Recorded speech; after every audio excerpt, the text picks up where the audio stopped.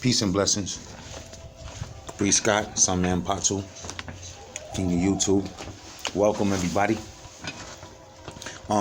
There's nothing in this world that I love more than learning and sharing what I've learned. So I've decided that, later on this year, I'm hoping, I don't even want to announce any plans because, man, when you announce plans, that's when the haters come out. Anyway, there was a royal wedding and half of the world is very happy about this royal wedding. 25% of the world doesn't care and 25% of the world is straight hating. I don't care. I just want to say congratulations to the royal couple. I hope that everything works out prosperous for y'all, I'm like I said, it's your thing. It's not my thing. My thing is to learn and to share what I've learned. So I definitely want to do some book readings later on this year. But anyway, right? Purpose of this video is I had some good conversations on Facebook the last couple of days, and the subject of Krishna and Vishnu keeps coming up again, and which one is which. And I just like to say that, first of all, they say merrily, merrily, merrily, merrily, life is but a dream. It is understood in the Vedic system that Lord Vishnu is sleeping. It's a divine form of sleep. It's called Yoga Nidra. It's not regular sleep like you and I. When you and I sleep, we have a 3-tiered level of sleep. You have conscious sleep or semi-conscious sleep.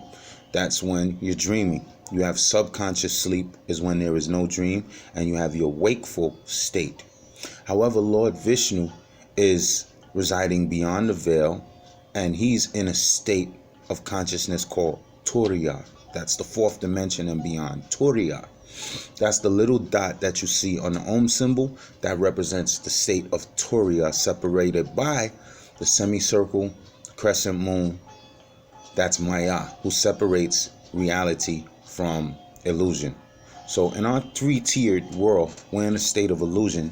This whole world is a big dream constructed by a powerful being named Brahma. And Brahma is the first person who manifested in Lord Vishnu's dream under his state of Yoga Nidra. Now, in quantum physics, we speak about particles that are subatomic in size, that display quantum properties, very strange properties. Anybody who watches videos about Ormus, they'll understand. So in the Vedas, it explains that these universes come out of the skin pores of Vishnu like golden sperm. And in the world of quantum physics, they speak about gold-colored particles, the smallest particles of the universe, etc., etc. So these universes are emanating from the skin pores of Lord Vishnu, and each one of those universes expands very fast, and a Brahma appears in each one of those universes, and he uses the material energy, the external energy in Vishnu's dream to construct your individual universe. So this is happening on a quantum level, on a micro level, and on a macro level. Universes are constantly being exhaled from the skin pores of Lord Vishnu. So to put everything in its proper perspective, you and I are microscopically small. You're not that big, and you're not that important in the grand scheme of things. Me personally, I'm like a blade of grass, and if it wasn't for Krishna, people would shit and spit on me all day. But fortunately, this blade of grass has finally cracked through the concrete. As such, we are very small. Our universe, even in comparison, is very small. And how things expand is that this universe is a bubble.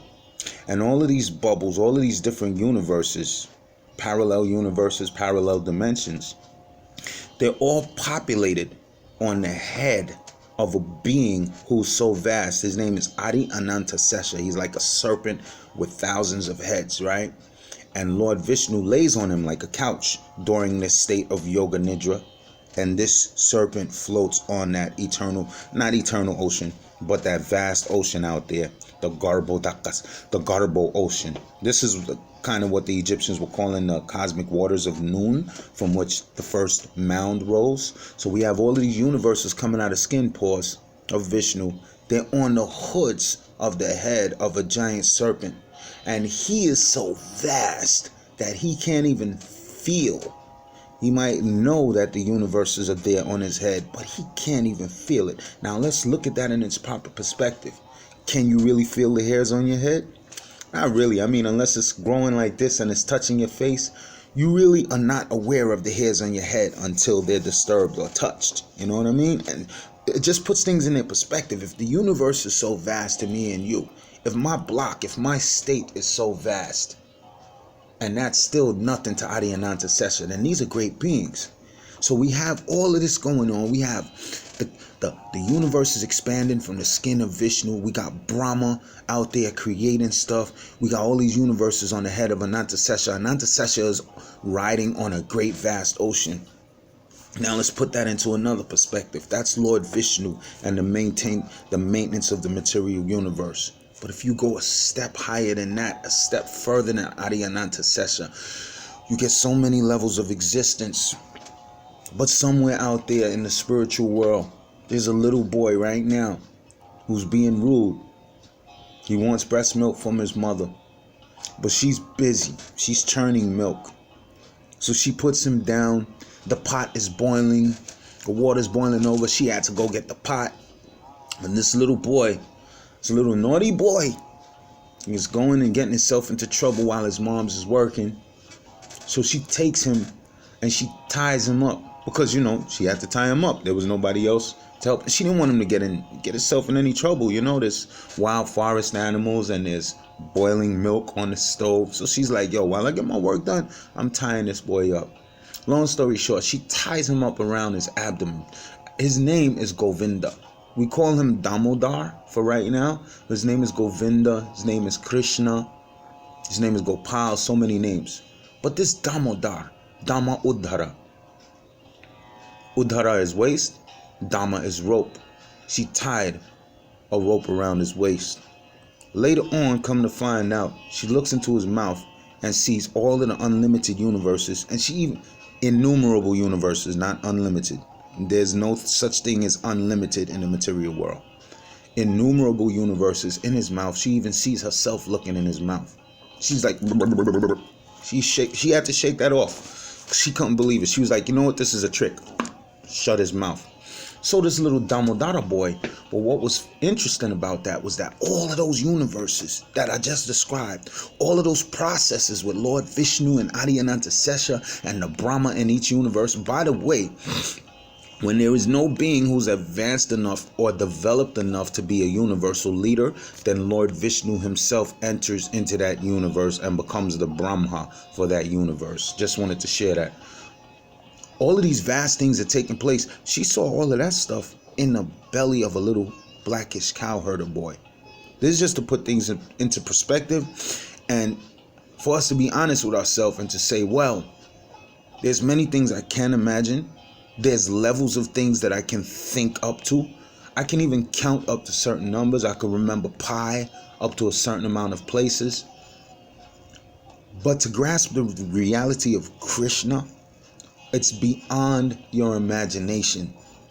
So that's why it's so hurtful to me when people who are not devotees of Krishna like to talk about Krishna, because they think that Krishna is subject to their material reasoning, and it really bothers me. So if you want to get good information about Krishna, read the things that he said or the things that people said about him that know him.